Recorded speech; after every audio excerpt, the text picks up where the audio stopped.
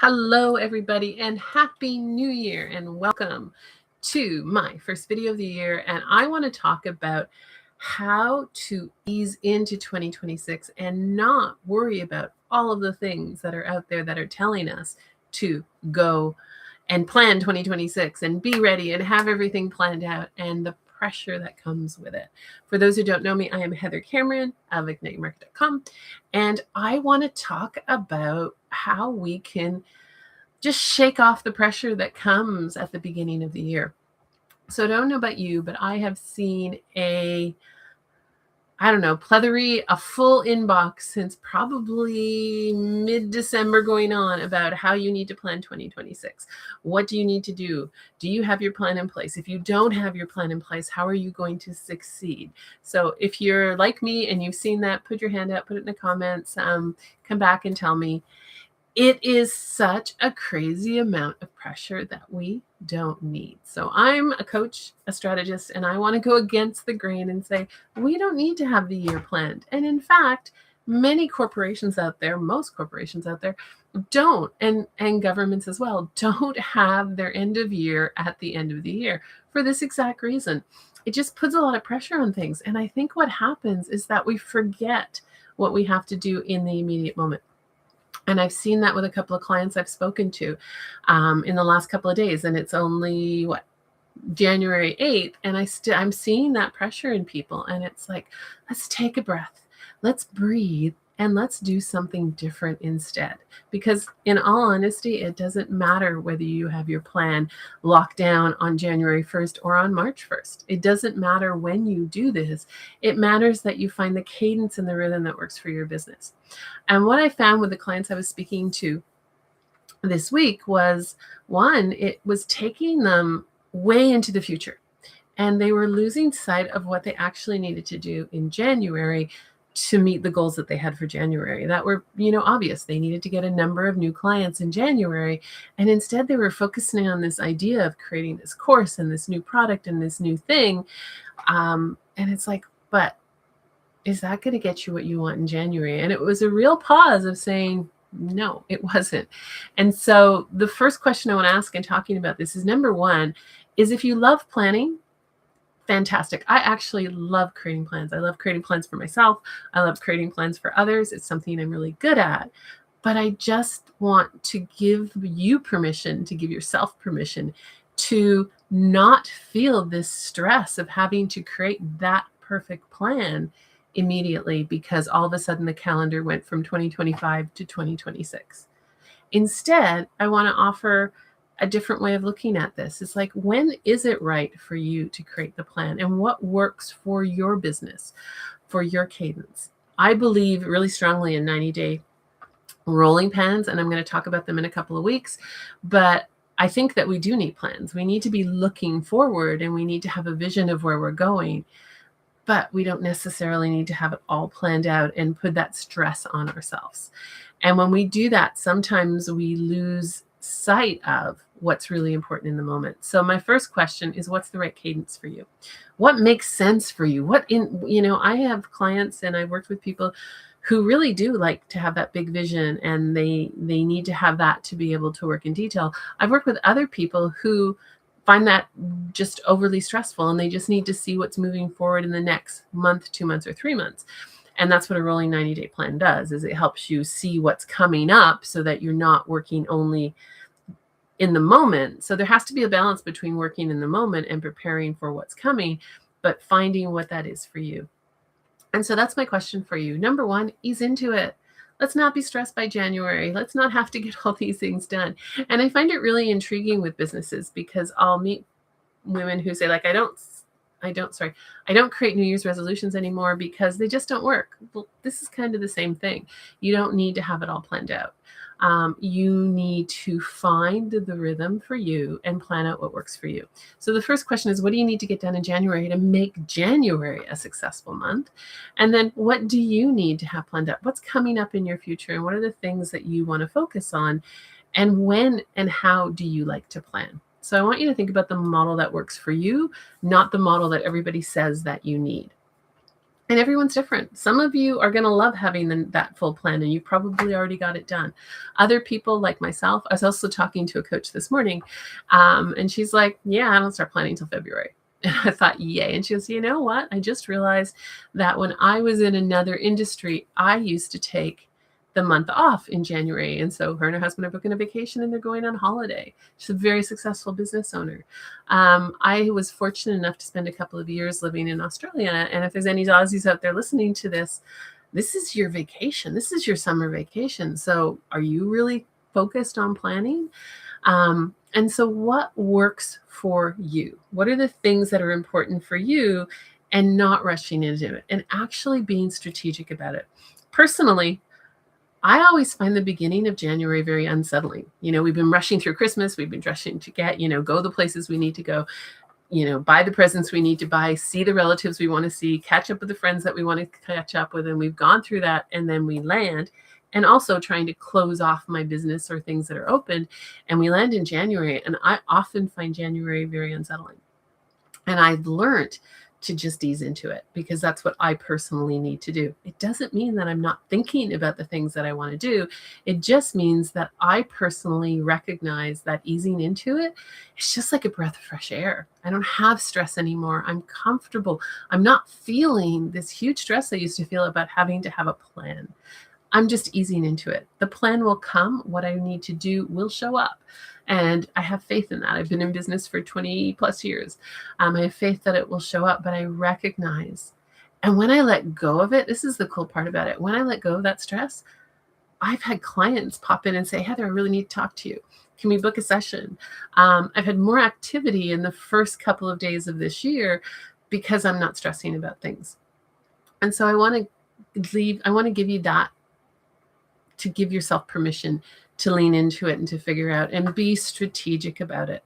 A really good plan needs to percolate. It needs to kind of come in your head and do this and percolate. And I could sit down right now with myself and have a perfect plan written out for the end of the year. But I wouldn't necessarily be attached to it, and I wouldn't be committed to it. So I know what would look like a really good plan. I do. I know what it could be. I could put it together, but having done that in the past and then realized I wasn't executing on my plan because I was writing the plan for the sake of writing the plan versus writing the plan for the fact that this is what I really want to do. This is what I want to lean into and really get into that energy versus just writing a plan for the sake of writing the plan. Now, I've just finished reading someone I deal a lot with in summits and bundles, and she's sent out a really concrete plan of the events that she's going to run this year. Fantastic. And I know she will. But at the same time, it's a very loose plan. And so what that means is she's kind of targeted the events that she wants to run. She's looked at the ones that she's run before that have been successful. And she said, here's the ones I'm doing right now. So she's focused on the January deadlines. And that's what her email was about. She's focused on the deadlines for January. And then she says, here's the ideas I have. Here's the things that are coming up. Are you interested in that? So it's a great fishing expedition. And you're going to see that in emails that come from me over the next couple of weeks. It's a fishing expedition of trying to figure out what's really going to land with her, in this case, the people that contribute to her events. And that's a powerful way to do it. And so really thinking strategically, what works for you? We are all different, and one size does not fit all. And that's what we're hearing a lot is like I said, you got to do this plan. There's a woman I follow who is extremely successful, multi-million-dollar business. And she's really tough about it. She's like, you have to have your plan done. If you don't have your plan done, you are losing, da, da, da, da, da. And what the result of that is that's who she's going to attract, the people who sit in that mindset. And I'm opening up a window for the people who are like me, who just want to ease in, who take that ease in and create what makes sense for them. I'm just looking over here to make sure I cover that, everything I wanted to cover, and make sure it makes sense to them. And so what is easing in? What does it feel like for you to ease into the year?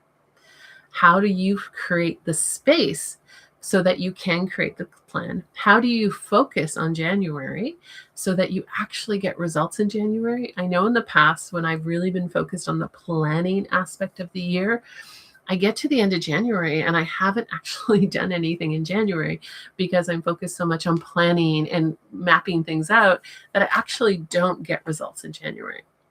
Since I flipped this and really kind of stepped into the ease into things, which has been several years, I get good results in January because I'm not focused on my business to the point of not doing the things that I need to do.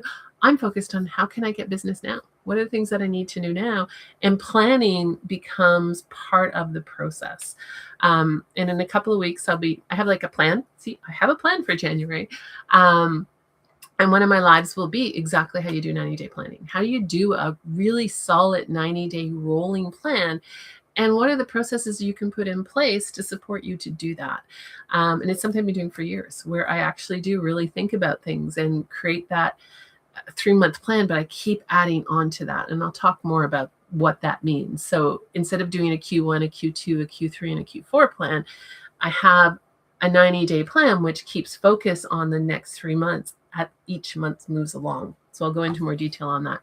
It's a really powerful way to do it, because when we lose sight of where we want to go, and we focus just on 3 months, at the end of 3 months, well, maybe we aren't doing the things that we need to do for the next 3 months. And so my wish for you, and what to do instead of doing 90-day plans, is number one, what do you need to get done this month? That's the first one. What's the important things that need to get done this month? What are you working on? Are you in the middle of something that you started? I have a client who started a launch for her founding membership last month. She needs to keep doing that, because that's not over. That's something that's ongoing, and that needs her attention 100% more than what am I going to do for the rest of the year. So what are the key things that you need to achieve in the next 3 weeks of January? What are the 4 weeks of January? What are the key things that you need to achieve? When do you need to just give yourself some relaxation and think about what are the ideas that are coming up for you? What are the things that you want to do? And if you listen to my lives that happened in December, the one that was on there was a Celebrate and Create and Challenge. Can't remember the name of my own challenge, but it's here. It's in the playlist if you go down and look at it. Week 2 was about really evaluating what's working in your business, what's not working in your business, what are the things that you want to create, what do you want to enhance. That exercise is a great exercise to do as you kind of let this percolate and decide when you want to plan. Plans can start on any day of the week, any day of the month, anytime. We do not need to plan on exactly the same day of everyone else. And think about it. What makes sense? So first of all, take care of January. Second, think about what's important to you. Allow ideas to percolate, and then really start to put your plan together. But whenever it happens, if you're like the person I talked to this morning and you're like, I'm not even going to think about planning till February. My year starts in February. Cool. I have a client whose year starts in, I think it's April, right? And so they're like, nah, don't worry about plans right now. My year starts in April, right? And so learn from corporate world, learn from people. Having a pressure on that January 1st date is really what this video is about. Release the pressure, relax into it, and really allow things to come together. Don't lose focus on January. That would be the biggest piece of advice that I have. Make sure January is still a priority for you. And look at that. And I would love to know in the comments, or if you want to reach out, how do you plan? What works for you personally? What is the best way for you personally to plan? And allow yourself to lean into what works for you. I am not saying don't plan, because if you don't know where you're going, then you obviously aren't going to end up where you want to be. So I think planning is truly important. I love planning, but I'm just saying ease out on the pressure. Be strategic about it. Actually work with yourself and how you work, knowing that that's still an important part of your business. And if you would like any help with this, reach out. But also, I want to invite you to something that I created last year. It's called the Bistro Bite.